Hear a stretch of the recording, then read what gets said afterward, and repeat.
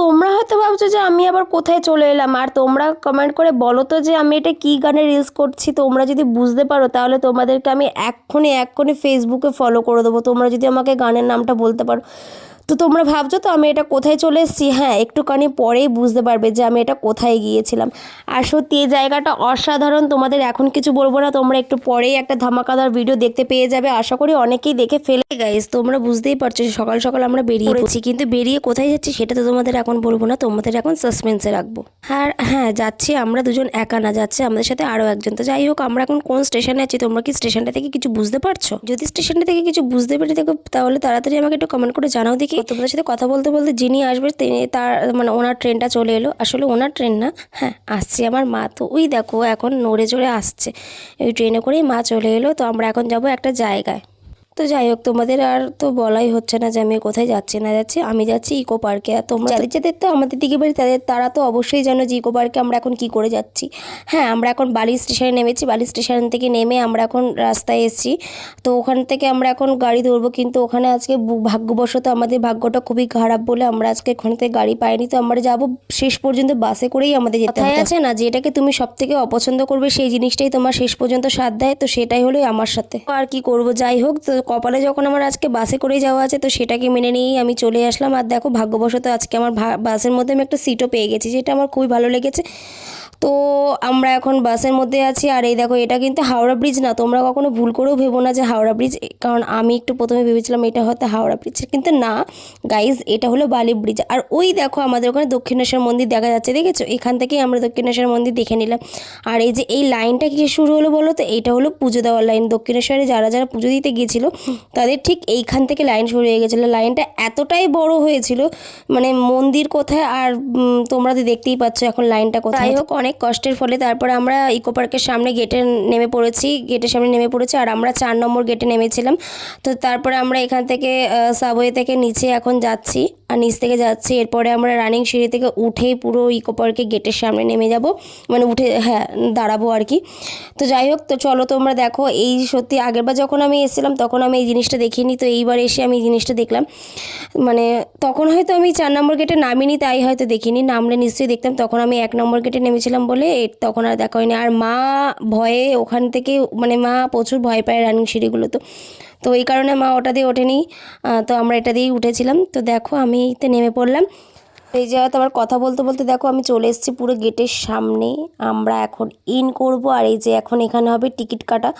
যে দেখো আমার বর চলে গেছে টিকিট কাটতে, আমাকে আমার ব্যাগটা হ্যান্ড ওভার করে দিল আমার হাতে। আর এখন মানে আর সবাই তোমরা অনেকেই জিজ্ঞাসা করেছিলে যে আমার ভিডিও দেখে যে কত করে টিকিট নিয়েছিল, এখন পার হেড 30 টাকা করে নিচ্ছে। আর আমার মনে হয় আমি আজ থেকে 2 বছর আগে যখন গিয়েছিলাম তখনও মনে হয় 30 টাকা করেই নিয়েছিল আর কি। তো যাই হোক এখনও টিকিটের অ্যামাউন্টটা বাড়েনি, সেটা খুব ভালো লাগলো আমার। আমরা 3 জনে গিয়েছিলাম তো আমাদের 90 টাকা এন্ট্রি ফি।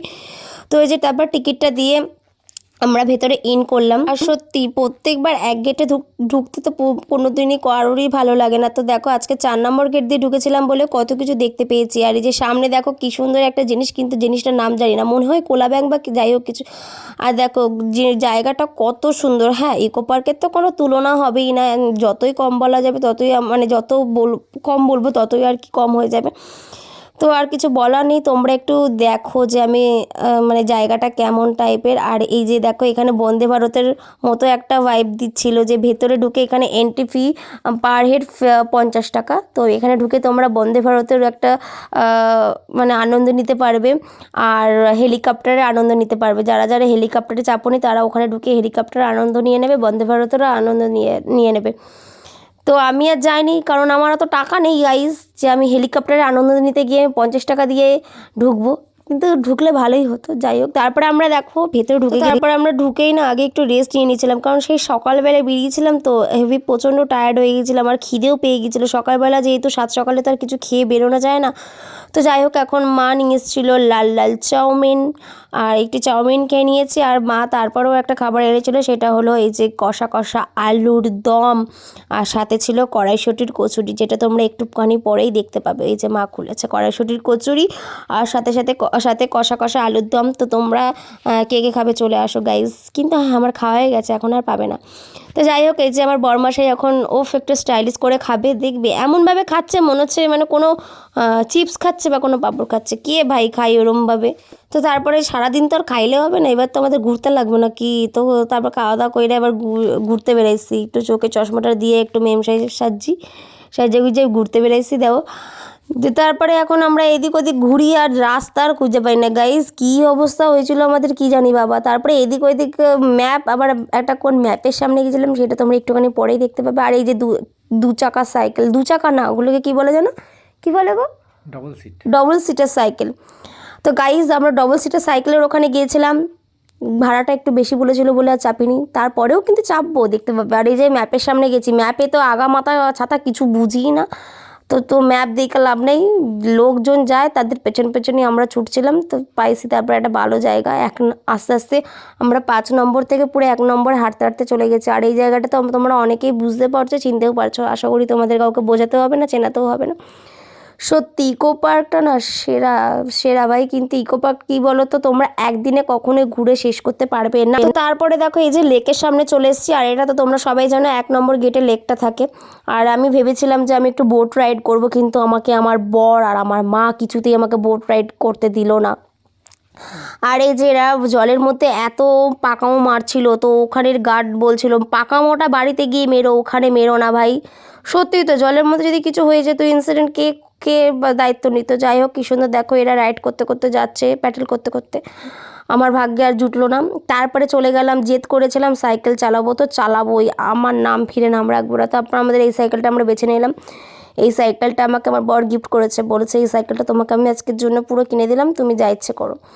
তো তারপরে এই যে দাদার কাছে এবার সব কিছু শুনে নিলাম যে কিভাবে কি করতে হবে না করতে হবে, কত টাকা পে করতে হবে। তো যাই হোক তোমরা যদি কখনো আসো আমার সাথে একবার কন্ট্যাক্ট করে নেবে, যে দাদার সাথে কন্ট্যাক্ট করতে হলে কী কী লাগবে, আমার ফোন নাম্বার সব কিছু নিয়ে চলে এসেছি। তো গিয়ে গাইজ আমার বর এই যে এখন আগে থেকে পেমেন্ট করে দিচ্ছে। এখানে আবার রুলস হলো আগে থেকে এক্সট্রা পেমেন্ট করে রাখতে হবে, যদি আধ ঘন্টার ওপরে হয়ে থাকে তাহলে তোমাদের এক্সট্রা পেমেন্ট করে দিতে হবে।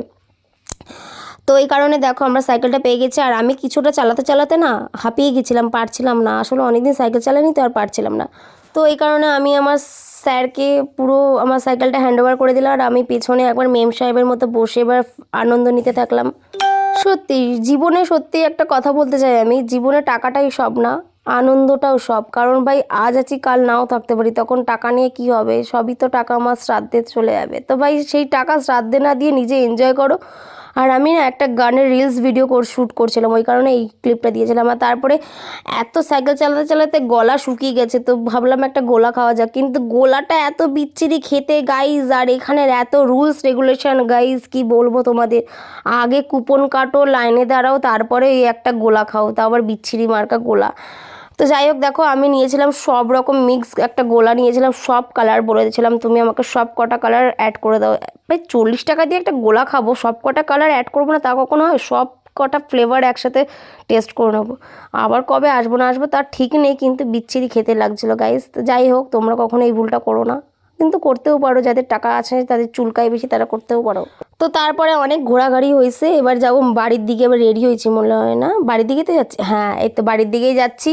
অনেক বেলা হয়ে গেছে, কারণ আমাদের বাড়ি তো অনেক দূর, তো আমাদের এবার যেতে হবে। দেখো কত সুন্দর, এখনও অনেক মানুষ আছে। তো আমরা ঢুকেছিলাম 4 নম্বর গেটে, আমরা বেরোবো এবার 1 নম্বর গেটে। তো আমার ভিডিওটা কেমন লাগলো তোমরা কিন্তু অবশ্যই কমেন্ট করে বলো। আর আমি ভাবছিলাম বেরোবো কি বেরোবো না, কারণ আরও থাকবো কি থাকবো না জিজ্ঞাসা করছিল। আমার মা সিকিউরিটি গার্ডকে জিজ্ঞাসা করছিল যে বেরোলে কি আর ঢুকতে দেওয়া যাবে কি যাবে না, বলছে না ঢুকতে দেওয়া যাবে না। তো ওই যে দোনো মনো করছিলাম দাঁড়িয়ে দাঁড়িয়ে। তো দিয়ে তারপরে আমরা বেরিয়ে গেলাম। বেরিয়ে দেখো বাইরের দৃশ্যটাও কত সুন্দর, চারিদিকে শুধু ফুল ফুল আর ফুল, এত ফুল গাছ আর এত সুন্দর সিনারি। তো যা ভালোই লাগলো, ভালোই কাটলো আমাদের সানডেটা, রবিবারটা। তো আজকের মতো ভিডিওটা আমার এইটুকানি। আমার পরের ভিডিও আসতে চলেছে, আবার একটা ধুমধারাক্কা একটা ভালো ধামাকা ভিডিও আসতে চলেছে। তো তোমাদের ভিডিওটা কেমন লাগলো তোমরা কিন্তু অবশ্যই আমাকে কমেন্ট করে জানাতে ভুলো না। আর দেখো যে কলকাতার রাস্তা ভাই, ওফ। তো আজকের মতো টাটা। আর ওই যে আমাদের বাস চলে এসছে, এবারে বাসে করে উঠে তাড়াং করে চলে যাবো। তো আজকের মতো টাটা ভাই।